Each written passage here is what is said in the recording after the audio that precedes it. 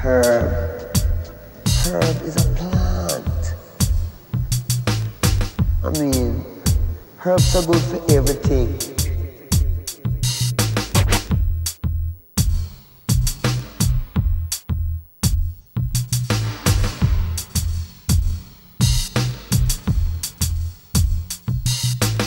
Herb.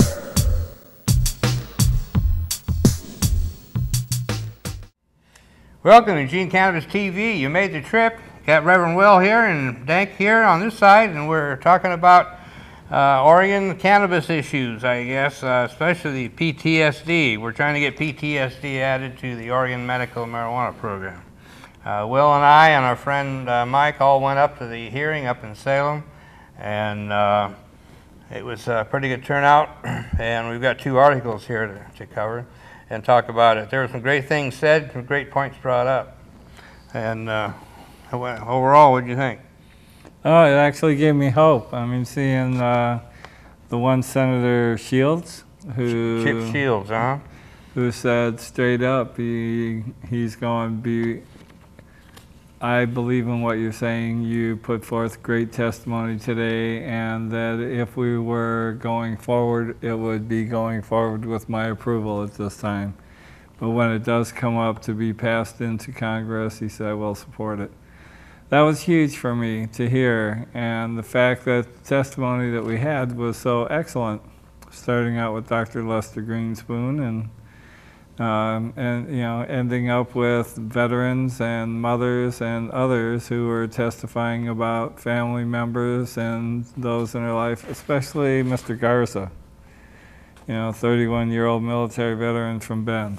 That was, oh yeah, that was compelling testimony, not just for us who were there and in support, but for those who do not know things like NIDA and how NIDA controls the marijuana community, because it has the say-so and the sway over whether or not we get to test it and whether or not we can get any herb from them, and that they don't have time limits like the DEA and the Food and Drug Administration has in order to respond, so they can drag it out. I mean, we've tried to tell these people this, but to actually hear it from some of these technical people and people who have written books and stuff about it, they you mentioned to carry more weight. You mentioned Jose Garza, a 31-year-old military veteran from Bend. He's one of several individuals with PTSD who testified about the change marijuana had made in his life. He said the condition creates individuals who are ticking time bombs. Many will turn to substance abuse. They will cling to narcotic painkillers, alcohol, cocaine, and meth, he said. Many will begin a lifelong downward spiral they will never recover from. Garza said he himself was on the path until, quote, the simple act of smoking a plant helped him to, quote, cope by alleviating his anxiety and fears. I'm not a hippie, I'm not a stoner, I'm not a criminal, he said. I'm a United States veteran, and this is what has saved my life.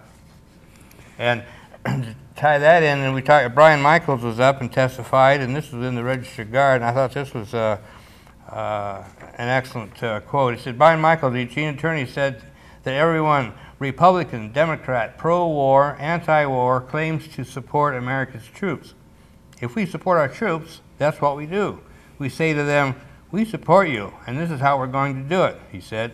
We recognize that you need marijuana to survive after what you did for us. So that's a very dramatic and excellent point. Leland Berger, Portland attorney representing advocacy group Compassionate Oregon, said that while much of the science around marijuana and PTSD is anecdotal, sometimes in evaluating medical efficiency of things, people look at anecdotal evidence. And the word anecdotal to me is always, I interpret it like saying it's anecdotal. I mean, it's a nice way of saying, a fancy way of saying, well, it may be all in your head. There's no proof of it, you know. And I've often thought, I like to get these people to say they have it's anecdotal evidence and tell the patients that I've talked to and that are living it, you know, if it's anecdotal. But anyway, that's what they're faced with. And it looks real positive. Will mentioned some of the testifying. Lester Greenspoon, incredible credentials, He's a former Harvard law professor, not law professor, Harvard professor, then MD, author of Marijuana Reconsidered from 1971. He said, it's not only useful, very useful for people with PTSD, but it is, among other things, the cheapest and most effective medicine, Grinspoon said. I think it's a big mistake to derive people who suffer from this distressing disorder to a medicine which is very, very useful, remarkably non-toxic to them and very inexpensive. And they also wanted to talk about the two, what were the two drugs that they used? I don't remember their names. Anyway, two really heavy-duty stuff that's what they're using for PTSD, and it's not really having that good effect. And no, wait, it's not having that good effect, it's not working. Not working, too, yes. Okay, period, straight up. They said it's not working. Right, yes, yes. And that this does work. And some of what Brian was talking about was testimony that he brought up from where he works in New Mexico. He said tapping his experience with nearly 1,000 PTSD patients using medical cannabis at the Sage Neuroscience Center in Albuquerque, Crum wrote a paper entitled Cannabis and Post-Traumatic Stress Disorder, the Neurobiological Approach to Treatment, which outlines the neurobiological processes for PTSD and the importance of our endocannabinoid system and its regulation of PTSD. Cannabis addresses the underlying neurobiological processes directly and alleviates core symptoms of PTSD with few clinically significant adverse effects. A group of veterans came up next, bringing further expertise and direct expert hearing to the hearings and often emotional testimony. It does get emotional for them because, like in my testimony, I brought up the fact that, for one thing, as a Vietnam veteran, I was in a war that we weren't supposed to win. What happens there is you really lose faith in your government when you are in a war that you're not supposed to win. It's really damaging on the psyche, and therefore, how are we supposed to trust you now when you take something as simple as marijuana and create all this research that's directed into finding problem areas with this drug and not being able to find them? And then instead of owning up to the fact that you did work so hard in trying to make something out of nothing, when you're talking about illnesses or side effects, I mean, go after the side effects from all the prescription drugs that are out there if you really want to do something. The side effects from smoking pot are you live, you enjoy, and you eat. And if those are too much for you, don't do it. You know, but other than that, to stop other people from doing it, totally ridiculous. So I know that some of the things that we did talk about there touched me a lot. I cried a lot during those testimonies because they're real. And you can call them anecdotal if you want, but when someone's dead, they're dead. And all of the suicide rates and stuff that they were talking about, 20% suicide amongst veterans. You know, understand, for PTSD. Now, when you talk about caring, please show us you care and actually listen to what we're talking about, because we're not just trying to get high, we're trying to experience things that help us to be pertinent and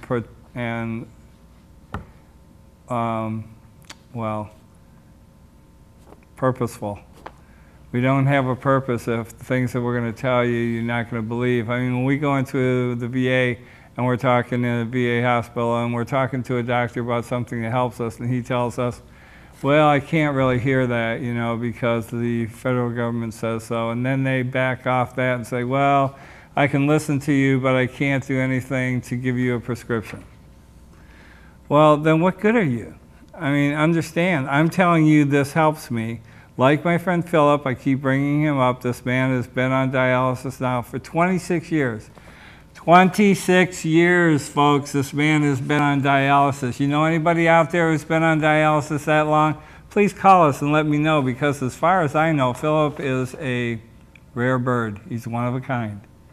Because understand, most of his friends have all died because they're not doing what he's doing. The only medicine that he's doing different than them is marijuana. It helps him to eat, it helps him to have a drive and a desire for living, and it helps him to keep his food down. So that gives him the energy to be able to fight his illness.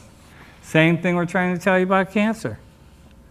So I don't understand why you folks don't get this, except that you don't watch this TV show. I mean, this is one place to get it rather easily. What we're telling you is the truth. It's all backed up by science.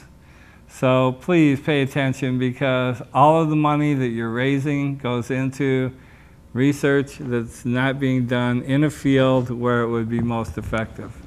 Another person that testified was Brian Crum, a psychiatric nurse practitioner from New Mexico, one of 3 states with medical marijuana programs that allow their substance to be prescribed to individuals with PTSD. I knew there was one. I knew New Mexico, but I didn't know about the other 2, and I don't know which one they are, but at least there are 3 now. He manages close to 1,000 patients with the condition. Cannabis is proving to be the safest and most effective medication available, he said. The only FDA-approved medications for PTSD right now are Paxil and Zoloft. These are highly ineffective, and they often lead to worsening depression and anxiety, and in some cases even suicidality. Suicidality. That was a new word, but I see what he's saying. But anyway, I can't remember if it was he or somebody else that testified that a lot of times these veterans save up these painkillers, and then that's what they use as a suicide method. Yeah. So anyway, the bottom line is that things are looking good. We really expect this to pass this committee, but that was only one committee. We still have another committee coming up, which will be even tougher, the Judicial Committee. But it'll be interesting to see what happens there. And after that, I'm not too sure what the procedure is after that. But, well, I expect to be going to Salem quite a few times this year. I think I went 3 times last year. So we'll see. The thing is, in going, you actually felt like these people cared enough to hear what you were saying, even though one of them was kind of on the edge of going to sleep. Yeah, he split when I testified. He didn't hear my testimony. I was going to call him on the carpet. In fact, if you remember, I asked the other board committee members to brief him on what I said. Right. Saying, don't do something to the patients like you did last year when you doubled their fees. Do something for the patients. Give them a condition that they need to have to use medical marijuana. So. All right, that was Senator from Roseburg, by the way, folks. One of those people who really doesn't care to hear the truth. He just wants to follow his agenda. Yep. So as it is now, we're going to take a break here and come back in a little bit, and we'll be looking forward to seeing you all on the other side. Have a great day, and thanks for watching. We'll be back. Please come back. Oregon's veterans want post-traumatic stress disorder added to the list of conditions treated with medical marijuana. Today, veterans and medical marijuana advocates spoke at the Oregon State Capitol in support of a bill that would do just that. They say pot can help people suffering from PTSD find balance in their lives. Right now, those who suffer from pain caused by PTSD are treated with medical marijuana, but they want all PTSD patients to have that option. If we support our troops, that's what we do. We support our troops, and we say to them, we support you, and here's the way we're going to do it. Because we recognize that you need this in order to survive after what you did for us. State public health officials have denied requests to add PTSD to the medical marijuana list on 2 other occasions.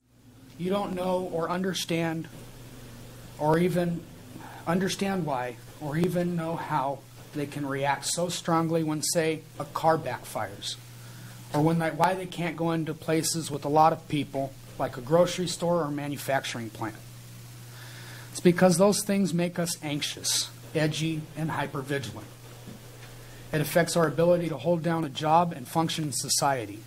We get angry, we get confused, we get scared. We have seen things no person should have to see. Friends torn in half, brothers dying in our arms. The fact is, you can feel safe when you walk. We're back, just like a bad debt. Here we are. We were talking about the developments in the cannabis scene. We start out with a story from South Dakota, and this is a real disappointment, but then again, we're talking South Dakota.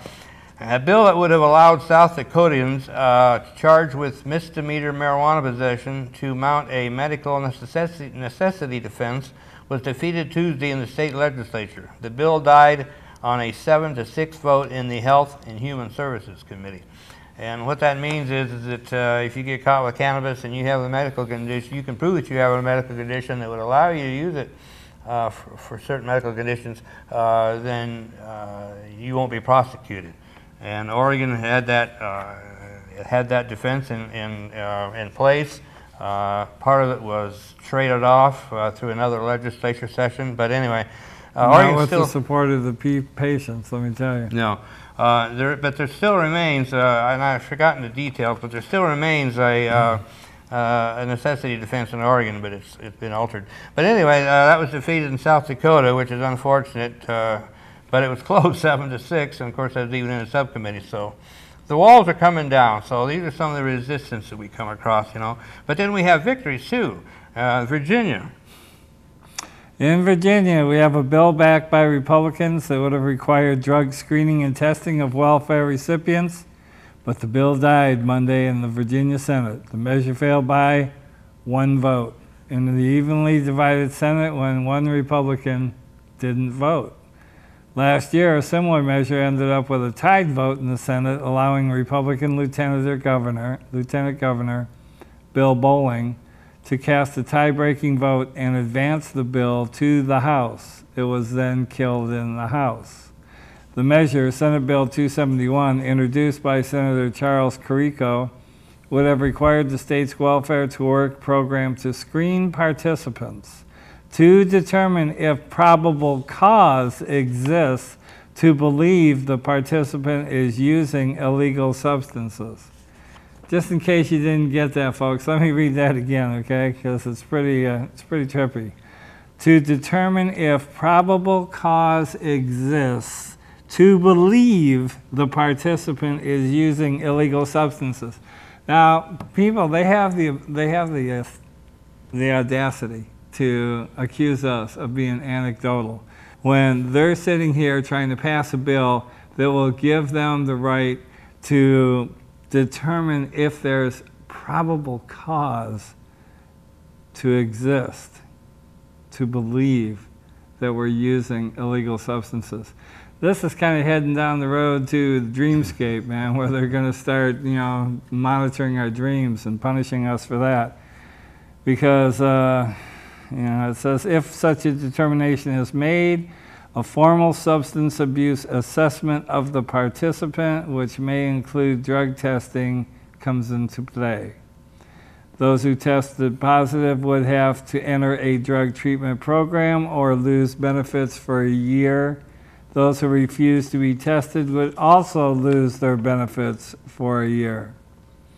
Similar legislation is afoot in a number of other states. Some states, like Virginia, have attempted to overcome constitutional problems with suspicionless drug testing by providing for an initial screening to come up with probable cause. But even that fix hasn't managed to overcome political problems in most states. Opponents of such legislation argue that such programs cost more money than they save, that they are an attack on poor people, true, and there is no evidence of widespread drug use among public benefits recipients. Why are poor people singled out for testing, asked Senator Marnie Locke, Democrat from Hampton, before voting against the bill. Why not legislators or bailed out CEOs, which has been one of my questions ever since I asked it to Bill Morissette. You want to be a role model, set an example, and test yourselves, folks. So that was defeated. That's the good news. That's but the good it was defeated news. by one vote. 1 vote. Thank God. But it came out right. So I guess I call that a victory, but a squeaker. So then we have this poll that's talking about how the Fed should leave medical marijuana states alone. You want to take that? Yeah, strong majority of Americans believe people should be able to use, grow, and sell marijuana in states where it is legal, according to a new Reason Foundation group poll. Nearly 3 out of 4, 72%, said pot smokers should not be arrested in those states. More than 2/3, 68%, said the federal government should not arrest growers in those states. And nearly 2/3, 64%, say it should not arrest sellers. The poll comes in the wake of last November's marijuana legalization victories in Colorado and Washington, and as the Obama administration contemplates its response. Marijuana remains illegal under federal law. Yeah, we're still waiting his response. Right, well then, you know, you talk about our state, which has, nobody ever talks about this. There's the 2 states who have it legalized, and then we have it legalized for industrial growth. But we can't grow it because the feds say we have to have the hemp tax stamp, which you can't get without a sample, and you can't grow a sample without having the hemp tax stamp. Yeah, it said, they always say that it depends on how the question is asked and have a big effect on how the poll turns out. It said the poll also asked 2 questions about marijuana legalization. One about whether it should be treated like alcohol, and one about whether it should be legalized for recreational use. While the 2 questions are essentially identical, they generated slightly different responses, showing yet again that marijuana legalization is on the cusp of majority acceptance, and that the phrasing of polling questions matters. Some 53% agreed that marijuana should be treated like alcohol, but only 47% agreed that the recreational use should be legalized. Majorities of Democrats, 57%, and independents, 58%, but not Republicans, 35%, agreed with like alcohol, while only a majority of independents, 59%, supported legalization for recreational use, with support at only 46% for Democrats and 25% among Republicans. Gender and age difference also remained. Support for legalization was higher among men, 52% than women, 42%, and there was majority support for legalization among all age groups except people over 65. 2/3 of them whom opposed it. So that's an interesting poll, and especially when you think about the past polls, you can really see some trends there. But yes, people over 65. Well, I'm in the minority there. I think those people, once again, it's like my mother brought to my attention. Well, actually, a friend brought it to my attention, because I was talking about Social Security and how they were trying to privatize it, and how all the kids went online and all these young people went online and they made it so that it didn't pass, right? And they brought to my attention that my mother, who's dependent upon Social Security, is one of those people who didn't understand that and wouldn't vote for it, whether she understood it or not, because she believes her government when they say they need Social Security, when they say that, you know, marijuana is bad for you, seniors believe them because they have their faith in their government. Oh, so yeah. That's a hard one to get past. Yeah, it is. Have you heard of the Silver Tour? Yeah. Yeah. I'd like to get them to stop here. Yeah. That would be awesome. Yeah, I should try to reach out to them. Silver Tour, it's a group that are traveling around putting on presentations at rest homes, at retirement centers for seniors to tell them about cannabis and medicine. Educating them, yes. So here's my mom's 90 and she's pro-cannabis, not a user, but she's pro-cannabis, especially medical. My mom's 90 and 93, and she's in Alzheimer's state right now and really doesn't understand what her son's doing. So I'd like to really get on with this federal marijuana reform bills introduced, because that's really a good thing too. And we have 2 Democratic congressmen announced Tuesday that they are introducing legislation to reform federal marijuana policy in a joint press conference that also included representatives of drug reform groups.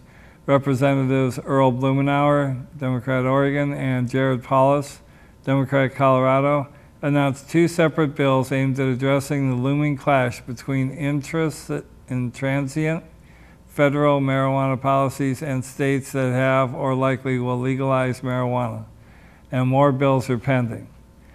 Blumenauer and Paulus also released a report entitled The Path Forward, Rethinking Federal Marijuana Policy, which outlines their perspective on marijuana policy and provides some background on regulation and opportunities for action. The congressmen have also established a sensible drug policy working group, which will provide a forum for members of Congress who are working on related issues and hope to advance legislation. Paulus' ending Federal Marijuana Prohibition Act would remove the DEA's authority over marijuana, end federal marijuana prohibition, and leave it to the states to decide whether to prohibit marijuana or not. That's the one for me. Now, Blumenauer's Marijuana Tax Equity Act, House Bill 501, would create a federal excise tax on marijuana similar to those imposed on alcohol and tobacco. Taken together, the two bills would provide for a system of marijuana regulation and taxation in states where it is legal. More specifically, Paulus's bill would remove marijuana from the Controlled Substances Act. Yes. Transfer the Drug Enforcement Administration's authority to regulate marijuana to a newly renamed Bureau of Alcohol, Tobacco, Marijuana, and Firearms, which will be tasked with regulating marijuana as it currently does alcohol. Require marijuana producers to purchase a permit as commercial alcohol producers do, of which the proceeds would offset the cost of federal oversight, and ensure federal law distinguishes between individuals who grow marijuana for personal use and those involved in commercial sale and distribution. Do you want to take Blumenauer's bill? Yeah, Blumenauer's bill would impose a 50% excise tax on the first sale of marijuana from the producer to the next stage of production, usually the processor. Impose an occupational tax similar to those in the tobacco and alcohol industries on those operating in marijuana, with producers, importers, and manufacturers facing an occupation tax of $1,000 per year, and any other person engaged in the business facing an annual tax of $500 per year. Running out of time. So we're running out of time, but anyway, Earl Blumenauer, 40 years ago, he said as a freshman, I can't even get into that. Anyway, we got to wrap it up and get out of here. So anyway, we've got a great bill going through Congress, and get active. Get active and help out. Please pay attention to those names, Blumenauer and Paulus. And keep your eye open. We're going to be announcing hearings coming up, so we need the help. Yeah, we need the help. We need people to give rides to people up there. We have a lot of needs.